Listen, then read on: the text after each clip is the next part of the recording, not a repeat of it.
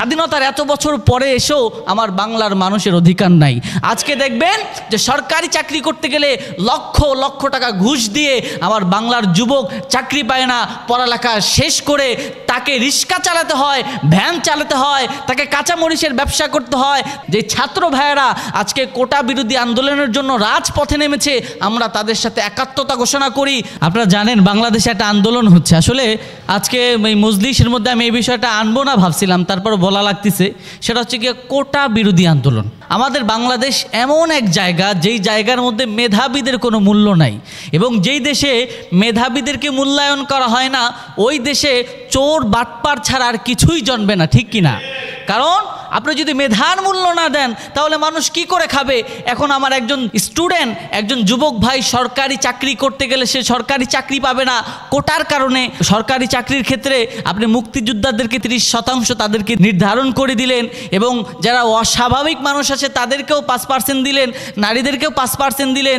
এইভাবে করতে করতে আপনি যদি 56% কোটা যদি আপনি ফিল আপ করে রাখেন, তাহলে বাংলাদেশের 17 কোটি জনগণের জন্য আপনি মাত্র 46টা কোটা খালি রাখলেন। তাহলে কিভাবে? এটা তো মানুষের জন্য মানে সুন্দর ফলাফল আনবে না, বা এটা তো আমাদের সাধারণ মানুষের জন্য পোষাবে না। কিন্তু আমরা যতই এই বিষয়ে কথা বলতেছি, আমাদের সরকার বাহাদুরের কোনো ভ্রুক্ষেপ নাই। আজকে দেখেন যে রাজপথে মুক্তিযোদ্ধার সন্তানরা নেমেছে, তাদের একটাই দাবি যে আমাদের বাপ দাদারা যুদ্ধ করেছিল, তারা কখনোই বৈষম্য চায় নাই, তারা চেয়েছিল যে বাংলাদেশের মানুষের অধিকার। আজকে স্বাধীনতার এত বছর পরে এসেও আমার বাংলার মানুষের অধিকার নাই।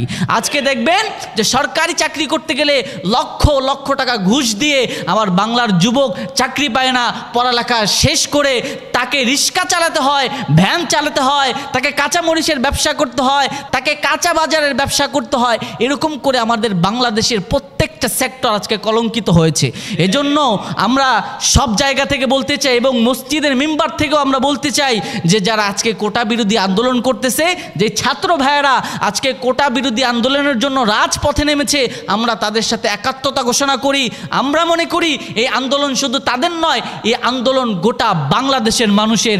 আমরাও চাই বাংলাদেশের মানুষের অধিকার বাংলাদেশে কায়েম হোক। আমি একটা জিনিস বুঝি না, যখন এই রাজপথে আমরা কোনো আন্দোলনে নামি, আমাদের দাবির পক্ষে কোনো সংগ্রাম করার জন্য রাজপথে আমরা মিছিল মিটিং করি, তখনই দেখা যায় পুলিশ আমাদের সাথে খারাপ বিহেভ করে। আমি দেখলাম যে গত কয়েকদিন আগে যে ছাত্র ভাইয়েরা কোটার জন্য আন্দোলন করছে, দেখলাম যে পুলিশরা তাদেরকে লাঠিপিটা করছে। কেন তাদেরকে লাঠিপিটা করছে? তারা কেন আন্দোলনে নামলো? বাংলার মানুষ যদি নিজের দাবির পক্ষে আন্দোলন করতে না পারে, মিছিল মিটিং না করে, তাহলে আমার এই বাংলাদেশ স্বাধীন হয়েছিল কেন সেটা আমরা জানতে চাই, ঠিক কিনা? এই জন্য আমরা বলতে চাই যে যারা মুক্তিযোদ্ধা, যারা আমার দেশের জন্য যুদ্ধ করেছে, তাদেরকে সম্মান করুন। প্রতি মাসে তাদেরকে 20,000 টাকা করে সম্মানী দেওয়া হয়। আমরা মনে করি যে না, এটা তাদের দরকার আছে, এটা তাদের পাওনা।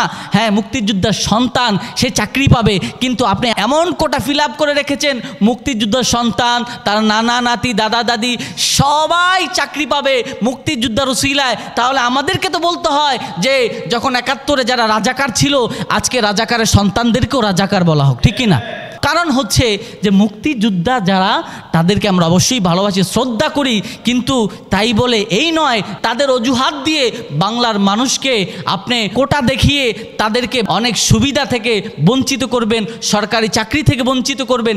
এটা আমরা মানতে চাই না। এটা শুধু আমাদের দাবি নয়, এটা স্বয়ং মুক্তিযোদ্ধাদের দাবি, মুক্তিযোদ্ধাদের সন্তানদের দাবি, এটা গোটা ছাত্র সমাজের দাবি। আমরা সকলেই মিলে এখনও বলছি, আগেও বলেছি, সামনেও বলবো যে এই কোটা সংস্কার করা হোক। সমস্ত জায়গায় কিছু কিছু কোটা থাকবে, আমরা এটার বিরোধিতা করি না, তবে সেটা সাধারণ মানুষের সাথে সমন্বয় করে যে বাংলার কোটি কোটি মানুষ, তাদের জন্য কত কোটা রাখা দরকার, এবং স্বাভাবিক যারা মুক্তিযোদ্ধা আছে, যারা অস্বাভাবিক মানুষ আছে, বা যারা পাহাড়ি অঞ্চলে থাকে, তাদের সংখ্যা কত, তাদের সংখ্যা সমন্বয় করে সাধারণ মানুষ আমরা যারা আছি, আমজনতা সমন্বয় করে এই কোটা নির্ধারণ করা হোক। তাহলে বাংলাদেশে আর কোটা নিয়ে আন্দোলন করতে হবে না। এবং আমরা পুলিশ ভাইদেরকে অনুরোধ জানাবো যে আপনারাও যারা এখন কোটা নিয়ে আন্দোলন করতেছে, আপনারা তাদেরকে সাপোর্ট করেন, তাদেরকে সমর্থন করেন, তাদেরকে সহযোগিতা চিন্তা করেন, এটা আপনাদের জন্য দরকার। আপনি একজন পুলিশ, যদিও মুক্তিযোদ্ধার সন্তান না, পুলিশ হয়েছিলেন, কারণ কোটা আইন যদি চালু হয় আপনি পুলিশ হতে পারবেন না, আপনার সন্তান পুলিশ হতে পারবে না, আপনার সন্তান আর্মি হতে পারবে না, আপনার সন্তান ব্যাংকের কোনো বড় চাকরি পাবে না, সরকারি চাকরি পাবে না, কারণ আপনি তো মুক্তিযোদ্ধার সন্তান না এবং আপনি কোটার কাছে হেরে যাবেন। এই জন্য আমরা এখনও দাবি জানাই এবং ছাত্র ভাইদের সাথে একাত্মতা ঘোষণা করি। আমরা সকলেই বলি যে কোটার সংস্কার করুন, বাংলাদেশের মধ্যে এই যে অরাজকতা সৃষ্টি হয়েছে তাদেরকে শান্ত করুন, ছাত্র ভাইদেরকে শান্ত করুন।